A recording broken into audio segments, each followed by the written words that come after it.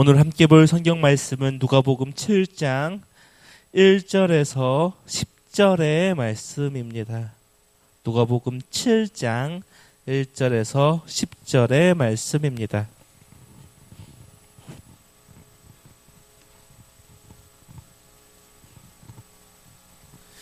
제가 가진 성경으로는 신약 100페이지에 있습니다. 신약 100페이지, 누가복음 7장 1절로 10절의 말씀 다 찾으신 줄 알고 우리 한 목소리로 함께 봉독하겠습니다. 예수께서 모든 말씀을 백성에게 들려주시기를 마치신 후에 가버나움으로 들어가시니라. 어떤 백부장의 사랑하는 종이 병들어 죽게 되었더니 예수의 소문을 듣고 유대인의 장로 몇 사람을 예수께 보내어 오셔서 그 종을 구해 주시기를 청한지라. 이에 그들이 예수께 나와 간절히 구하여 이르되 이 일을 하시는 것이 이 사람에게는 합당하나이다. 그가 우리 민족을 사랑하고 또한 우리를 위하여 회당을 지었나이다 하니 예수께서 함께 가실새 이에 그 집이 멀지 아니하여 백부장이 벗들을 보내어 이르되 주여 수고하지 마옵소서. 내 집에 들어오심을 나는 감당하지 못하겠나이다. 그러므로 내가 주께 나아가기도 감당하지 못할 줄을 알았나이다. 말씀만 하사 내 하인을 낫게 하소서. 나도 남의 수하에 든 사람이요 내 아래에도 병사가 있으니 이더러 가라 하면 가고 저더러 오라 하면 오고 내 종더러 이것을 하라 하면 하나이다. 예수께서 들으시고 그를 놀랍게 여겨 돌이키사 따르는 무리에게 이르되 내가 너희에게 이르노니 이스라엘 중에서도 이만한 믿음은 만나보지 못하였노라 하시더라. 보내었던 사람들이 집으로 돌아가 보매 종이 이미 나아 있더라. 아멘. 이 시대를 살아가는 우리들을 보면, 특히 대한민국을 살아가는 많은 사람들 보면 자격증을 많이 따는 것 같습니다. 특히 청년들을 보면 어떠한 취업을 위해 어떠한 자격을 취득하는데 매우 열심을 냅니다. 토익과 토플 같은 어학은 기본이고 컴퓨터 활용 능력, 한국사, 한문까지. 어떠한 사람들은 이름도 듣도 보지 못한 기상천외한 각종 자격증을 준비하고 있습니다.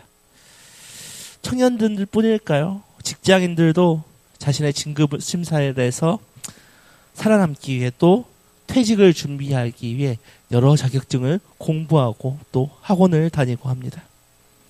바리스타 자격증, 공인중개사, 요양보호사 등등등. 무엇인가를 배우고 자신의 쓸모를 끊임없이 증명하려 애를 쓰는 것이 우리 현대사회의 모습입니다. 심지어 우리가 자동차를 하나 몰려고 해도 운전면허증이라는 명확한 자격이 필요한 시험들이 있습니다. 이처럼 세상은 요람에서 무덤까지 우리에게 끊임없이 질문을 던지고 있습니다. 너는 그 자리에 앉을 만한 자격이 되는가? 그 질문에 우리는 냉혹한 현실 앞에서 평생 피땀을 흘려 노력하고 살아갑니다. 그리고 그 자격이 있는 자만이 대우를 받는 세상에서 살아가고 있습니다. 그런데 우리가 읽은 오늘 본문은 이러한 세상의 방식과 전혀 다른 이야기를 하고 있습니다. 예수님께서 갈릴리에서 사역을 하시다가 가버나움이라는 동네로 들어가셨습니다. 그곳에는 헤롯 안티파스에 속한 것으로 보이는 백부장이 살고 있었습니다. 그런데 그는 100명의 부하를 거느린 장교였습니다. 그 가운데 그가 가족처럼 아끼고 사랑하는 종 하나가 매우 중한 병에 걸려 죽게 되었습니다. 그러한 절망적인 상황 속에서도 백부장은 예수님께서 어떠한 불치의 병도 고치신다는 소식을 듣게 되었습니다. 그는 지푸라기라도 잡는 심정으로 유대인 장로들을 보내어 예수님께 자신을 찾아와 달라고 부탁합니다. 그리고 예수님을 찾아간 장로들은 백부장을 적극적으로 변호합니다. 이 사람은 매우 훌륭한 사람입니다. 그는 이방인이지만 유대민족을 진심으로 사랑하고 또 우리를 위해 회당까지 지어 주었습니다. 그러니 예수님께서는 이 사람에게 은혜를 베푸시는 것이 합당합니다라고 이야기하고 있습니다. 그런데 중요한 것은 예수님께서 그 집에 가까이 갔을 때 상황이 반전됩니다. 백부장은 친구들을 급히 보내어 예수님의 발걸음을 막습니다. 그리고 자신은 감히 거룩하신 예수님을 그 자신의 집에 모실 수 없고 또 자신은 예수님 앞에 그 거룩한 예수님 앞에 나아갈 수 없음을 고백하고 있습니다. 그리고 그 자리에서 말씀만 하시면 내 종이 낫겠다라고 고백하고 있습니다. 이 엄청난 고백을 들으신 예수님은 걸음을 멈추셨습니다. 그리고 그의 믿음을 놀라워하시며 칭찬했습니다. 그리고 그 즉시 그 종의 병이 깨끗하게 낫는 기적이 일어났습니다. 오늘 본문이 말하고자 하는 것은 다른 것이 아닙니다. 복음의 역사는 자신이 복음 앞에서 철저한 무자격자임을 뼈저리게 고백하는 것입니다. 세상은 자격을 증명하는 사람에게 은혜와 보상을 베풀지만 하나님은 자격 없는 자에게 자신의 무능과 죄를 고백하는 자에게 은혜를 내려 주신다는 사실입니다.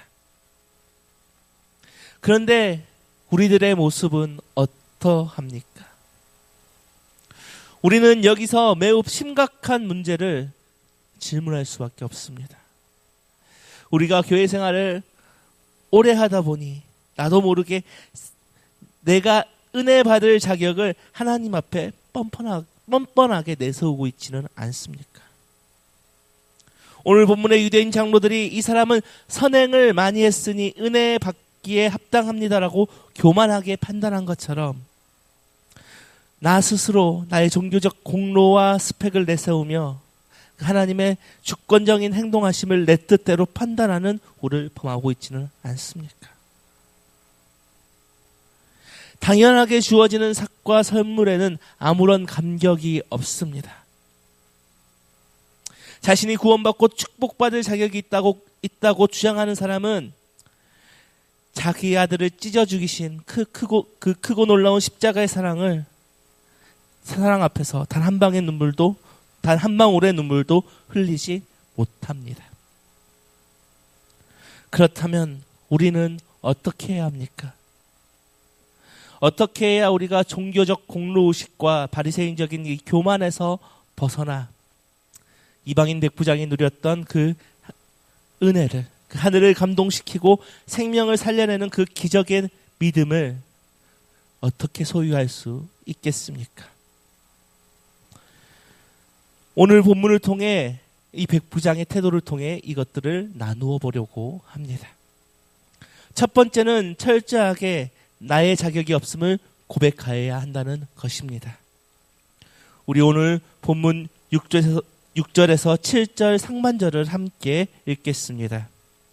예수께서 함께 가실새 이에 그 집이 멀지 아니하여 백부장이 벗들을 보내어 이르되 주여 수고하시지 마옵소서 내 집에 들어오심을 나는 감당하지 못하겠나이다.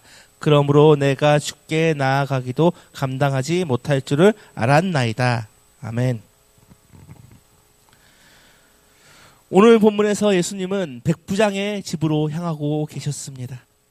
그런데 뜻밖에도 그 백부장의 집에 가까이 갔었을 때 백부장의 친구들이 예수님의 발걸음을 멈추어 세우고 있습니다. 그리고 이렇게 이야기합니다. 주님, 더 이상 오시지 마십시오. 수고할 필요가 없으십니다.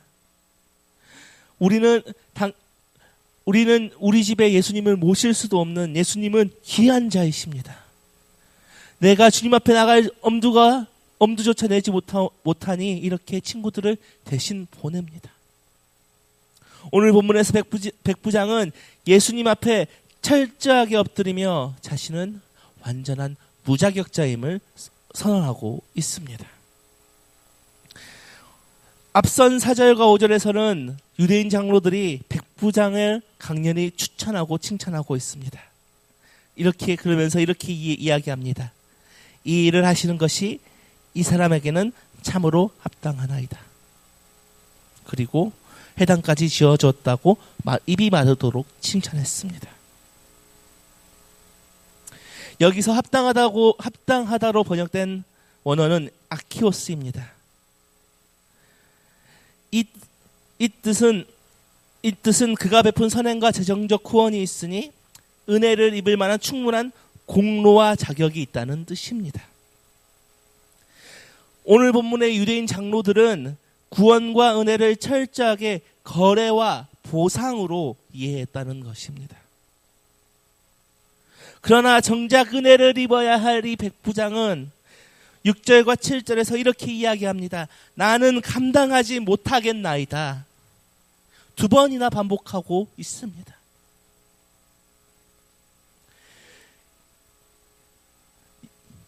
여기서 사용된 이 감당하지 못하겠나이다라는 뜻은 아무 자격이 없습니다. 무익한 존재입니다라는 뜻입니다. 놀랍게도 이 단어는 예수님의 오심을 예언했던 세례 요한도 똑같이 말했던 것입니다. 나는 그분의 신발끈을 풀기도 감당치 못하겠노라. 그럴 때 이 히카노스로 사용했습니다. 백부장, 유대인 장로들은 이 백부장을 지켜 세워주었습니다. 자신의 화려한 선행, 회당 건축이라는 엄청난 종교 업적, 그리고 백부장이라는 직위. 그러나 백부장은 이 유대인들이 칭찬했던 것, 그리고 자신의 직위까지도 예수님 앞에서는 감히 내밀지 못하였다는 것입니다. 백부장은 세상을 비추시는 예수님의 그 권위 앞에 자신의 모든 것을 내려놓고 철저하게 엎드러졌다는 것입니다. 우리도 이 백부장과 같은 마음을 품어야 합니다. 그동안 우리가 교회 안에서 또 세상에서 쌓아왔던 그 헌신과 수고를 내려놓고 오직 예수님의 그 십자가 앞에 나아가 긍휼만을 구해야 합니다. 그럴 때 하늘에서 참된 은혜가 우리의 삶에 부어질 것입니다. 바울의 생애를 생각해 보십시오. 그는 날 때부터 선택받은 히브리인 중에 히브리인이었습니다. 난지 8일 만에 할례를 받은 철저한 유대인이었습니다. 혈통으로는 긍지 높은 베냐민 지파였습니다. 학문으로는 당대의 최고의 석학이었던 가말리엘의 문화에서 교육받은 엘리트였습니다. 거기에 로마 시민권자였습니다. 율법의 의로는 흠이 없다고 자부할 만큼 그는 철저한 바리새인이었고 당대 최고의 시민권인 로마 시민권을 가지고 있던 사람이었습니다. 그런데 그는 어떻게 되었습니까? 그는 다메섹 도상에서 예수님을 만난 뒤에 자신이 얼마나 비참한 죄인인지 깨닫고 완전히 변화되었습니다. 그리고 자신이 그 평생 바쳐서 쌓아 올렸던 그 모든 것들을 스스로 배설물처럼 여기며 내다 버렸다는 것입니다. 그리고 오히려 그 대단한 자격들이 예수님을 아는 것에 방해가 된다는 것을 깨닫고 그 마지막까지 철저하게 엎드려졌다는 것입니다. 디모데전서 1장 15절을 통해 바울은 이렇게 고백합니다. 믿보다 모든 사람이 받을 만한 이 말이여 그리스도 예수께서 죄인을 구원하시려고 세상에 임하셨다 하였도다. 죄인 중에 내가 괴순이라. 사도 바울조차 생애 마지막 때에 자신은 과거의 괴수가 아니라 지금도 현재의 괴수라고 철저히 낮추어 고백하고 있습니다. 우리도 십자가에 흘리신 그 주님의 피 묻은 긍휼과 자비만을 구하되 나의 완전한 자격 없음을 날마다 철저히 고백하는 우리 모두가 되어야 할 것입니다. 두 번째는 주님의 말씀의 권위에 순종해야 한다는 것입니다. 우리 7장 7절 하반절부터 8절 우리 함께 읽겠습니다. 말씀만 하사 내 하인을 낫게 하소서. 나도 남의 수하에 든 사람이요 내 아래에도 병사가 있으니 이더러 가라 하면 가고 저더러 오라 하면 오고 내 종더러 이것을 하라 하면 하나이다. 아멘. 오늘 본문에서 계속해서 백부장은 예수님을 집에 모시기를 거부하고 있습니다. 그리고 오늘 본문에서 말씀만 해 주십시오라고 간절히 간청하고 있다는 것입니다. 백부장은 왜 이렇게 놀라운 고백을 할 수 있었습니까? 왜냐하면 그조차도 명령하는 사람이었기 때문이었습니다. 그도 진정한 권위와 명령이 무엇인지 잘 알고 있었기 때문입니다. 그가 자신의 권위를 가지고 부하에게 명령하면 부하가 그 생명을 걸고 그 명령을 수행하듯 생사복의 통치자이신 예수님께서 그 왕의 권위로 말씀 한마디 하시면 병이 낫겠다라고 이야기하고 있는 것입니다.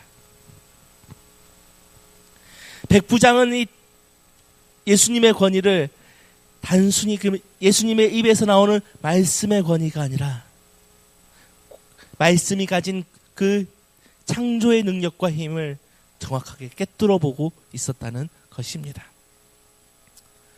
우리가 믿는 이 복음은 인간을 위로하는 좋은 도덕이나 가르침이 아닙니다. 복음은 생명을 창조하는 진리의 말씀입니다. 또 살아있고 운동력 있는 하나님의 말씀입니다.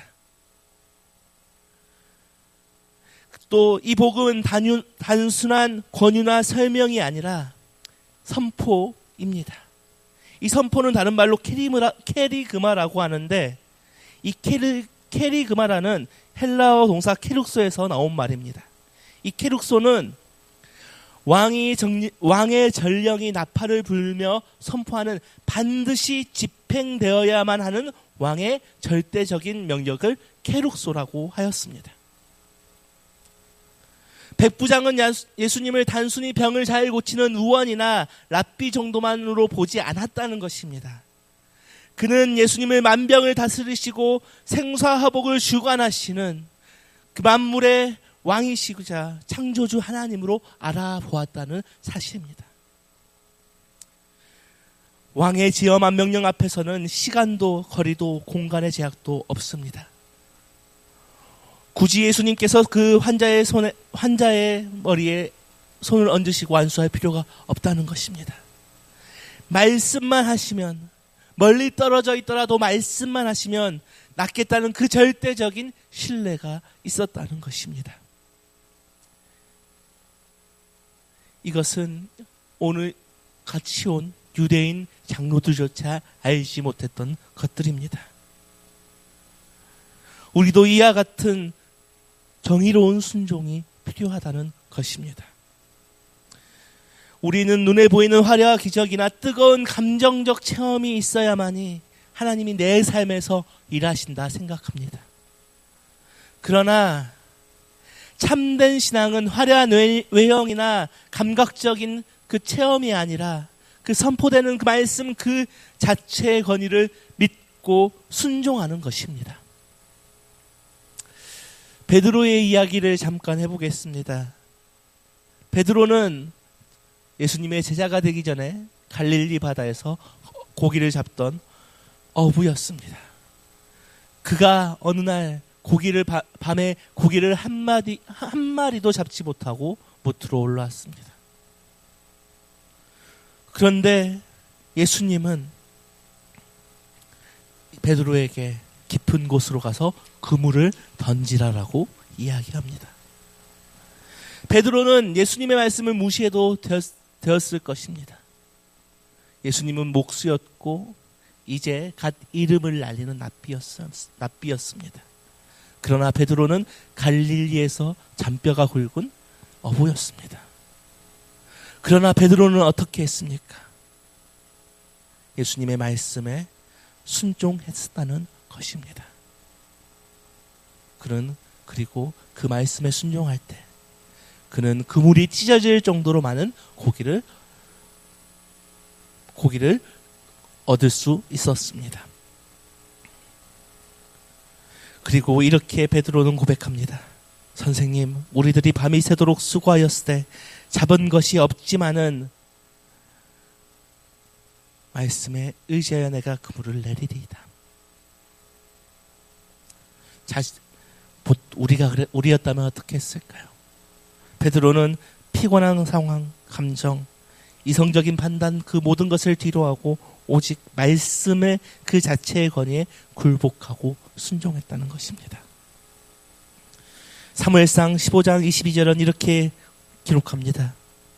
사무엘이 이르되 여호와께서 번제와 다른 제사를 그의 목소리를 청종하는 것을 좋아하심같이 좋아하시겠나이까. 순종이 제사보다 낫고 듣는 것이 순양의 기름보다 나으니. 우리는 선포되는 하나님의 말씀을 절대적인 말씀의 권위 앞에 순종해야 합니다. 그리고 참된 제자가 되어야 할 것입니다. 말씀을 마무리하겠습니다. 오늘 본문은 말합니다. 죽은 자를 살려내는 것은 자신이 복음 앞에서 철저한 무자격자임을 뼈저리게 고백하는 가난한 심령에게만 임한다는 것입니다.